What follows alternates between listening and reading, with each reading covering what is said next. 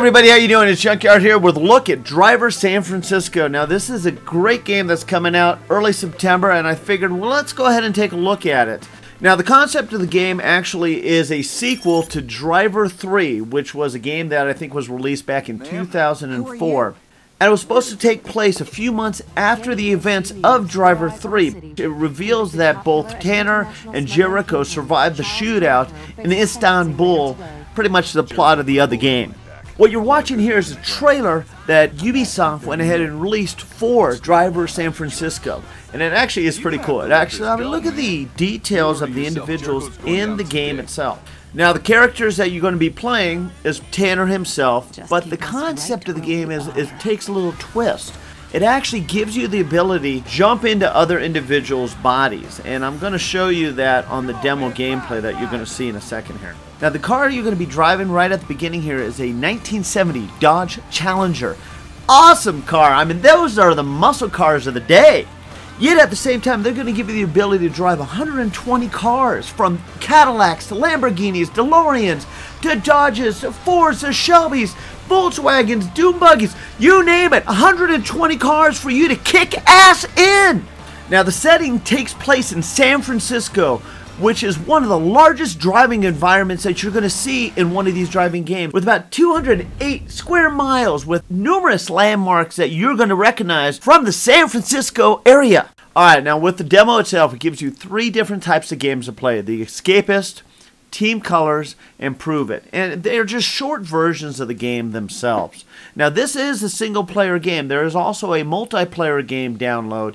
I went ahead and downloaded the single player game because I wanted to get the gist of the story itself, and it's sort of weird. Let's grab a cup of coffee. There's something I need to talk to you about. You're not pregnant again, are you? Honestly, this thing I got going on, it makes about as much sense.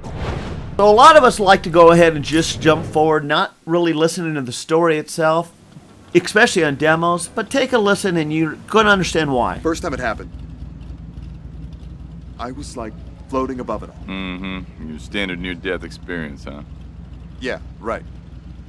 The next time it happened, I could sort of pick a body, and wham! I'm inside them. It's like I'm driving as usual, but I look in the rearview mirror and I see this strange chick looking back at me, and I realize I'm in the body of a girl. Man, finish your damn donut, then I'm taking you to a shrink. I'm serious. This is real. This is happening to me. Prove it. But if I'm less than 100% convinced, I'm checking you in. Done. Done. Alright, now here's your opportunity to go ahead and prove it to your partner Jones. Thus the name of the story, Prove It. So with that, the game gives you the opportunity to do almost an out-of-body experience, as you're about to see. The game gives you the chance to literally shift into the jackass mode. You're going to jump into the jackass car. But before that, look at this. For example, you could hop into the taxi driver. Or if I want, I could hop into the truck driver. So with that, you once again are living in somebody else's body. But let's go find the jackass and obviously finish the game exactly how we're supposed to do. Now with this, you could literally go over the city itself. You have your map sequence right there on the top. Take advantage of that. If you hit Y, it actually expands it bigger. But as you can see, we're just going to go ahead and jump into the vehicle. Okay, now we have our objective. We need to jump the car off a transporter. Tanner is telling the individual, the driver of this vehicle, what he needs to do. He is actually controlling his mind.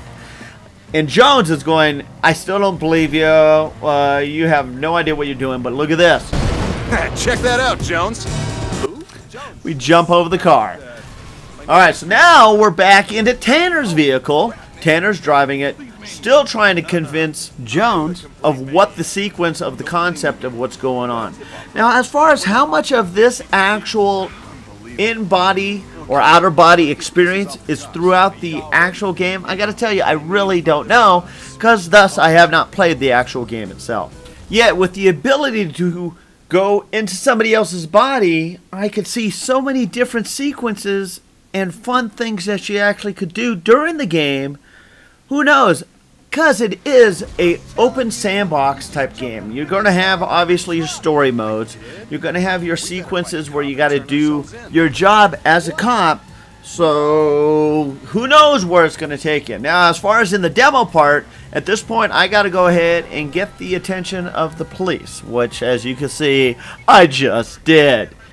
Now remember, this is not the jackass that's driving the vehicle.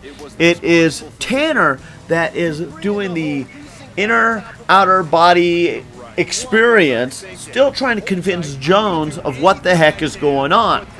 So that's what we're doing here. But you're actually listening. It's sort of funny because he's actually talking in the body of the person that's driving it to his partner that's sitting in the vehicle itself, because you got two people in there. Now the demo itself, as far as the single player, is not that long. It's a small game, a quick game. It was actually a pretty quick download when I went ahead and downloaded it. Yet you could actually see how big this map's going to be as far as an open sandbox, which gives you the ability to, who knows what it's going to do. The multiplayer game, I'm not sure exactly what that is. Now, I have played quite a few driving games in the past, from Midnight Club, Burnout, Burnout Paradise, Grand Theft Auto, Forza as far as racing games. So with these games in my back pocket, I have experienced quite a few of these gameplay style games in the past. Now, I am not the best driver on these games, and I never tend to be. I'm not going to go into high-end racing with any of this crap, and I never planned on it. But the concept, as far as me, and you know, I'm the average gamer, and I like to go ahead and do what? Have fun gaming. So am I going to go ahead and do what I can to hit the objective of any game? That's exactly what I'm going to do. And that's how you can see I'm doing in this demo. Right now, it's at the point where I got to hook up into the trailer of a vehicle. This is actually sort of funny too. While I was actually playing the game here, and I started trying to figure out where the tow truck was. As you can see him up on the map himself, the yellow dots. So I see one. I turn around here to follow this guy here, yet this other Jeep's in the way. It's like, dude, get out of the way. I want to get onto that trailer. And then the Jeep himself hooks himself up onto it. But I found myself another one, and I go ahead and hook up right here. And thus, I controlled the vehicle in the demo itself. And again, as far as Tanner's mind is what I was doing. So who knows where this game's going to go? And here's actually a cool little sequence. This is pretty much where Jones is pretty much convinced. Part of me that wants to believe what I just saw. Yeah, but you saw it. I'm not losing my mind. It's real. Yeah, it looks that way. Man, so let me get this straight. Would you zap into a fine-looking lady? I keep my hands on the wheel. Yeah. All right. Let's get back to work. So let me know what you think. Is this a game that you're interested in picking up, having fun with, either multiplayer or single player? It looks pretty cool to me. If I can find the time, I might be one of those players as well. Hey, thanks for watching. Make sure you subscribe if you haven't already.